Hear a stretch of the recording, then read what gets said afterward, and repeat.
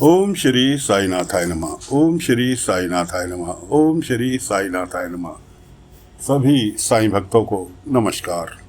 कथा प्रारंभ करते हैं। पिछले भाग में आपको सुनाया था कि सरकारी अधिकारी जो कुलकर्णी के यहाँ कुएं में गिर गया था, पड़ा था, वो ठीक हो गया और कुलकर्णी नहीं चाह रहा कि वो चावड़ी जाए और निर्दोषों को छुड़ा दे, बरी करा दे।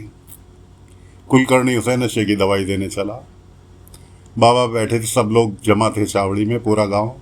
बाबा बैठे थे अपना धूनी के पास, इनकी तमाशा देखने के लिए। बाबा ने देखा धूनी में कि आग में उन्हें पूरा का पूरा दृश्य नजर आ रहा था कि कुलकर्णी नशे की दवा देने जा रहा। बाबा ने अपना पात्र उठाया, उसमें धूनी के ऊपर थोड़ा सा पानी डाल के धूनी के ऊपर दिखा, पानी खोलने लगा। कुलकर्णी ने दवा की शीशी अधिकारी के हाथ में दी कि लो, इसको पी लो, इससे तुम्हें बहुत शक्ति मिलेगी, बहुत ताकत की दवाई है। उस अधिकारी ने जैसे ही शीशी का ढक्कन खोला, दवा भाप बन के उड़ गई। कुलकर्णी तो समझ गया कि फकीर का खेल है। मैं आपको दूसरा चूरन ला के देता हूँ, चलो दवा मेरे पे दूसरा रखा है, चूरन ला के देता हूँ। चूरन के रूप में कोई दूसरी नशीली दवाई देने चला। अब बाबा बैठे हुए धूनी के पास पूरा नज़ारा देख रहे थे। बाबा ने अपनी धूनी में से थोड़ी सी राख निकाली, हथेली पे रखी और जैसे ही चूरन उसने अधिकारी के हाथ में दिया, बाबा ने अपनी हथेली पे रखी राख को फूंक मार दिया। राख हवा में उड़ गई। उधर जो कुलकर्णी ने दवाई दी थी वो हवा में उड़ के बाहर। अधिकारी की भी समझ में आ गया कि जरूर कुछ खेला हो रहा है। अधिकारी ने कहा, कुलकर्णी सरकार आप रहने दो, मैं स्वस्थ हूँ, मैं किसी पहाड़ी पर दौड़ कर चढ़ सकता हूँ, इतना स्वस्थ हूँ, इसलिए आप रहने दो, मुझे चावड़ी पहुँचना है, वरना बिना वजह मेरी वजह से निर्दोषों को थाने जाना पड़ जाएगा। अधिकारी वहाँ से कपड़े पहन के भाग लिया, पीछे पीछे कुलकर्णी कि इसे किसी तरह से रोकना होगा चावड़ी जाने से पहले, वरना ये खेल बिगाड़ देगा। खैर जी, काफ़ी देर हो जाने के कारण इंस्पेक्टर था चावड़ी में और 2-3 हवलदार थे। वो कहने लगे, भाई लगता है साहब की तबीयत कुछ ज़्यादा ख़राब है, आने में देर होगी, क्यों ना इन्हें दोनों बाप बेटों को थाने ले चलें। वो उन्हें थाने ले चलने के लिए तैयार चावड़ी के दरवाजे से बाहर निकल आए, दोनों को पकड़ गए। इतने में भागता दौड़ता अधिकारी पहुंचा। उन्होंने कहा, ठहरो। सब ठहर गए। उन्होंने कहा, भाई इन्हें किस जुर्म में लेके जा रहे हो? भाई मेरी कोई शिकायत नहीं है, ना मेरे को इन्होंने धक्का दिया, ना मैं इनकी वजह से कुएं में गिरा। छोड़ो, पहले सबसे पहले इनके हाथ की हथकड़ी खोलो। खैर जी, दोनों के हाथ की हथकड़ी खोल दी गई। उसके बाद पूरा का पूरा वाकया उसने बता दिया कि भाई ऐसे ऐसे ये लड़का तो बात करना चाह रहा था मेरे से, मैं ही अपनी गफलत में था, इसने तो मुझे बल्कि बचाने की भी कोशिश की, मेरा हाथ पकड़ा लेकिन ये पकड़ नहीं पाया, मैं कुएं में जा गिरा, इसमें इसकी कोई गलती नहीं है और इन्हें दादा पोतों को दोनों को रिहा करो, तुरंत तुरंत हथकड़ी बोलेगी। का कुलकर्णी बीच में बोला, अरे साहेब आपको पता नहीं ये वो। उन्होंने कहा, कुलकर्णी सरकार शांत, चुप, तुमने बिना वजह साईं के ऊपर भी इल्जाम लगाया, जबकि साईं का इससे कोई दूर दूर तक का लेना देना नहीं। खैर जी, इतने में वहां बाबा भी पहुंच गए। बाबा लेके सबको द्वारका माई आ गए। रास्ते में जो शख्स बाहर से आया हुआ था कि तेरी जरूरत का सामान तुझे शिरडी में मिलेगा, उसने किसी से पूछा कि भाई मैं कुछ ढूंढ रहा हूं लेकिन मुझे मिल नहीं रहा। उन्होंने कहा, तुम एक काम करो, जो ढूंढ रहे हो उसका पता सिर्फ एक ही जगह मिल सकता है, द्वारका माई चले जाओ साईं के पास। उन्होंने कहा ठीक है। अब बाबा लाए, बाबा ने सबको सबकी कहानी सुनाई।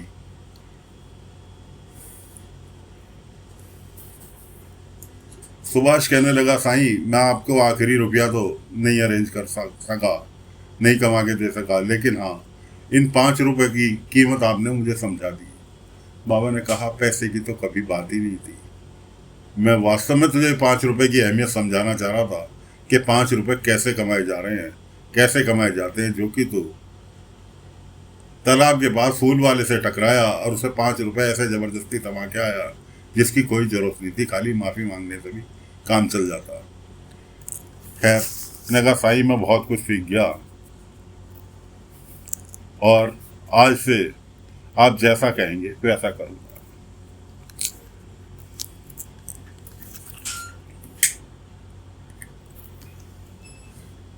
तो अमरपाल जी कहने लगे, साईं आपकी संगत में रह के इतना कुछ सीख गए,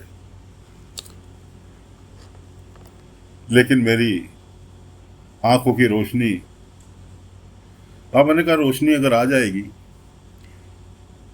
तो सबसे पहले किसे देखना चाहोगे? मैं अपने पोते को देखना चाहूंगा। बाबा ने कहा, अमरपाल जी सुभाष को तो मैंने सुधार लिया, लेकिन तुम्हारा सुधरना भी बाकी है। चलो आंखों की रोशनी भी दे देते हैं, जाओ धोनी के पास जाके खड़े हो जाओ। धोनी के पास ले जाके खड़ा कर दिया अमरपाल जी को उनके पोते ने। अब धोनी की तरफ देखो। धोनी की तरफ देखा तो उन्हें वो टाइम याद आया कि जिस टाइम सभी वैधों को उन्होंने कैद कर रखा था। कहने लगे, साईं यहाँ पे तो केवल मुझे धोनी में क्या और तो कुछ नजर नहीं आ रहा, केवल एक ही चीज नजर आ रही है, मेरा बीता हुआ कल। बाबा कहने लगे, उसी कल को तो देखना है। खैर जी, और ध्यान से देखा सभी वैद वगैरह। कब एंड ये हुआ कि पोता होने की खुशी में पूजा में बैठे थे अमरपाल जी। जिस टाइम उनके पोता हुआ सभी वैद उनके यहाँ थे, गिड़गिड़ा रहे कि जी हमें जाने दो, हमारे मरीज इंतजार कर रहे होंगे। लेकिन अमरपाल जी सुनने का नाम नहीं ले रहे। और खुशी के मारे, जब पोता की खबर मिली तो खुशी के मारे धतूरा उनके हाथ में था, पूजा गृह में बैठे थे। खुशी के मारे उनके आंसू निकले और वो धतूरे के हाथ जो थे उन्होंने सीधे अपनी आंखों आंसू पहुंचने में आंखों से लगा लिए। धतूरे का जो दूध था वो उनकी आंखों में लगा और उनकी रोशनी चली गई। उस दिन से आज तक वो अंधों की तरह जीवन व्यतीत कर रहे।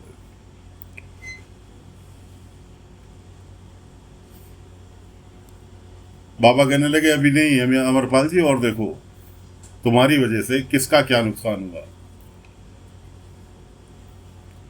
दूसरा सीन धोनी में दिखाई दिया कि एक व्यक्ति वैद की वजह से सारी 18 साल से अपाइज की तरह घूम रहा है।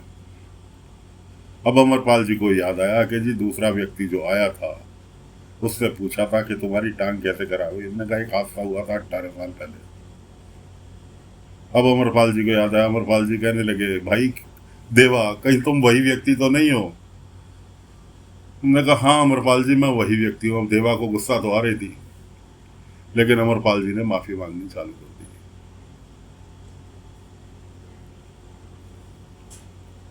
कि भाई मैं पुराने दिन तो नहीं लौटा सकता, लेकिन मैं तो तुमसे माफी मांगने के लायक भी नहीं हूं, फिर भी अगर हो सके तो मुझे माफ कर दो। इतने में वो व्यक्ति जो शिरडी में किसी चीज की तलाश में आया था, द्वारका माई के बाहर देवा के लड़के ने अमरपाल जी की हुनर से तांगा तैयार किया था। उसे देख के वो बड़ा अमरपाल जी वो तुरंत पहचान गया, अमरपाल का बनाया हुआ तांगा है। कि कौन? नंदलाल? के हाँ अमरपाल जी, पीछे मैं तो तुम्हें ढूंढता हुआ यहाँ तक पहुँच गया, तुमने। अमरपाल जी कहने लगे, भाई मैं तो आंखों से देख ही नहीं सकता। फिर ये तांगा किसने बनाया? कि बनाया इसके लड़के ने, देवा के।